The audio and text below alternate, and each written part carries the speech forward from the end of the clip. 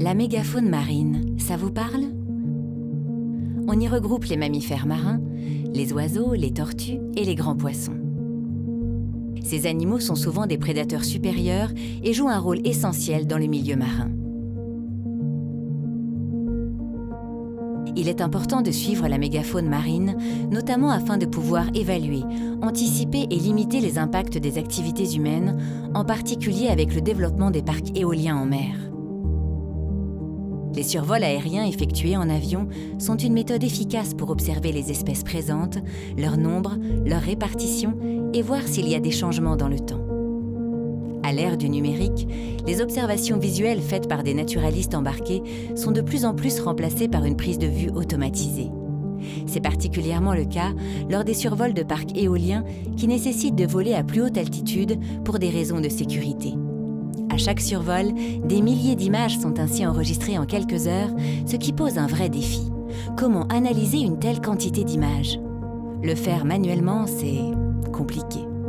Il faut une grande expertise naturaliste pour repérer et reconnaître les espèces. De plus, c'est un travail long et fastidieux, donc peu adapté aux nombreux suivis qui doivent être réalisés. C'est là qu'intervient le projet CEMACAP.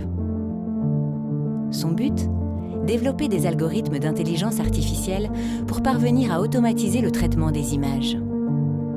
Après 3 ans de travail, les outils développés permettent déjà 1. D'éliminer les images où il n'y a pas d'animaux, ce qui représente plus de 3/4 des cas. 2. De détecter, localiser et compter chaque animal sur une image. 3. D'identifier directement certaines espèces telles que le fou de basson ou des groupes d'espèces comme les dauphins. Cependant, des progrès restent encore à réaliser pour obtenir la même fiabilité qu'un naturaliste qui classifie les espèces manuellement. Ces solutions semi-automatisées offrent un gain de temps considérable dans le traitement des images.